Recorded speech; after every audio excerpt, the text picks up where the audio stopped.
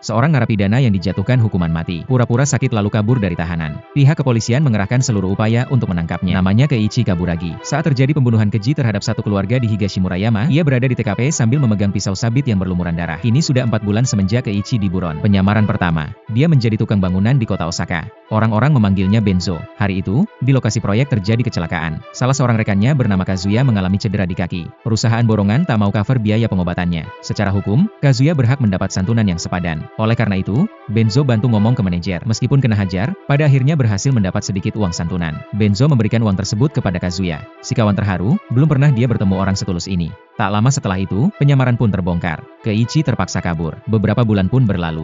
Penyamaran kedua, Keiichi mengecat rambut dan memakai masker. Menjadi penulis bayaran online di kota Shinjuku. Dia menggunakan nama Nasu. Karya tulisnya selalu masuk top searching. Seorang jurnalis senior bernama Ando, menyukai artikel-artikelnya. Nasu ditawari kontrak kerja permanen, namun ia tak bisa menerimanya. Malam itu hujan deras, Nasu lama berdiri di depan warnet. Uangnya tak cukup untuk masuk. Melihatnya dari jauh, Ando langsung tawarkan payung dan traktir makan. Sesampainya di resto, Nasu terkejut dengan rasa sate yang begitu enak. Wajahnya terlihat bahagia seperti anak kecil. Karena mabuk, ia dibawa pulang, bahkan diizinkan tinggal di rumah Ando. Semenjak itu, hubungan mereka jadi dekat. Masak bersama, nonton drama bersama. Nasu mulai kerja di kantornya Ando. Begitu ada waktu, ia langsung mengumpulkan informasi mengenai kasus pembunuhan Higashimurayama. Ando sebenarnya sudah mengetahui bahwa Nasu tak lain adalah Keiichi Kaburagi. Hanya saja setelah mengenalnya, dia tak percaya pria di depan matanya ini adalah seorang pembunuh. Suatu hari, polisi datang ke rumah. Mereka dapat laporan Keiichi bersembunyi di rumah Ando. Begitu polisi paksa masuk, kepergok Keiichi di ruang tamu. Tentu saja Keiichi melawan, terjadilah pertarungan hebat. Saat polisi mengeluarkan pistol, Ando menahan tangan polisi.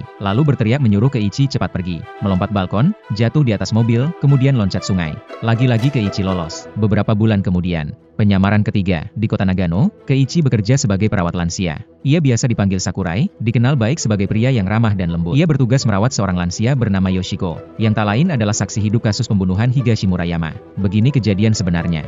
Waktu itu Keiichi yang masih berusia 18 tahun, tengah perjalanan pulang sekolah. Terdengar suara teriakan dari sebuah rumah. Keiichi masuk ke dalam rumah itu, dia terkejut bukan main melihat lantai yang bersimbah darah. Pembunuh adalah seorang psikopat. Melihat kedatangan Keiichi, si pembunuh langsung pergi sambil senyum. Korban pria yang tinggal separuh nafas, meminta Keiichi bantu cabutkan pisau sabit yang tertancap di punggungnya. Sialnya, begitu pisau dicabut, detik itu juga polisi datang. Kini Keiichi mohon agar Yoshiko bisa kembali sadar. Jelaskan ke polisi bahwa ia bukanlah pembunuh, melainkan saksi.